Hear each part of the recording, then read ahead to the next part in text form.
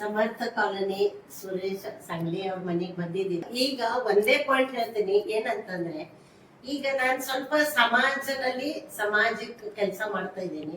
ಎಲ್ಲಾ ಜನರ ಮನೆಗೆ ಹೋಗೋದು ಬರೋದು ಎಲ್ಲ ಮಾಡ್ತಿರ್ತೀನಿ.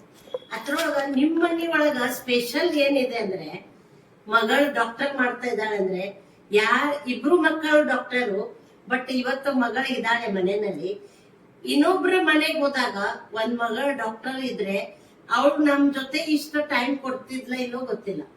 ಇದು ಬಹಳ ಸ್ಪೆಷಲ್ ಈಗಿನ ಕಾಲಕ್ಕ. ಯಾಕಂದ್ರ ಈಗ ಅವ್ಳು ನಾವು ಒಳಗಡೆ ಬಂದಾಗಿಂದ ನಮ್ ಜೊತೆನೆ ಇದ್ದಾಳ. ಪ್ರತಿ ಒಂದ್ ಅವ ಪಪ್ಪ ಕೇಳೋದು, ಅದು ತಗೊಂಬ ಅಂದ್ರೆ ಕೊಡೋದು, ಇಡೋದು, ಇಷ್ಟ ಅಂದ್ರೆ ಆಸ್ ಎ ಡಾಕ್ಟರ್. ಏನೋ ಒಂದ್ ಸಣ್ಣ ಹುಡುಗಿ ಬಿಡಂದ್ರ ಇರ್ತಿದ್ಲು, ಬಟ್ ಆಸ್ ಎ ಡಾಕ್ಟರ್ ಅಷ್ಟ ಸ್ಟಡಿ ಇದ್ರು ಕೂಡ ಅವ್ರ ಪಪ್ಪ ಮಮ್ಮಿ ಜೊತೆ ಅಷ್ಟೇ ಅವಳು ಮಾತು ಕೇಳೋದಲ್ಲ, ನಮ್ಮ ಜೊತೆನೂ ಅಷ್ಟೇ ಇನ್ವಾಲ್ವ್ಮೆಂಟ್ ಆಗಿ ನಮ್ ಜೊತೆ ಇದ್ದು ನಮ್ಗೆಲ್ಲಾ ತೋರಿಸಿ ಮಾಡಿ ಎಲ್ಲ ಸ್ಟೋರಿ ಎಲ್ಲ ಚೆನ್ನಾಗಿ ಹೇಳಿದ್ಲು.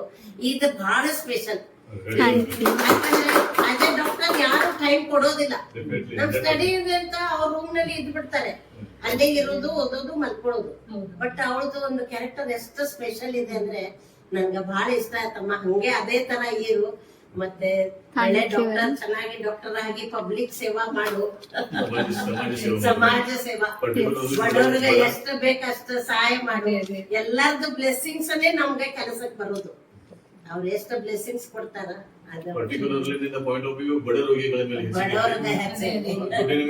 ಯಾಕಂದ್ರೆ ನಾವು ಎಲ್ಲಾ ಬಡತನದಿಂದ ಬ್ಯಾಕ್ ಬಂದಿದ್ದೀವಿ. ಅದಕ್ಕೆ ಡಾಕ್ಟರ್ಸ್ ಬಹಳ ಮಂದಿ ಇದಾರ, ಬಟ್ ಅದ್ರೊಳಗೂ ಸ್ಪೆಷಲ್ ಅಂತಂದ್ರೆ ಬಡವ್ರ ಮೇಲೆ ಸ್ವಲ್ಪ ಹೆಚ್ಚು ಇದೆ.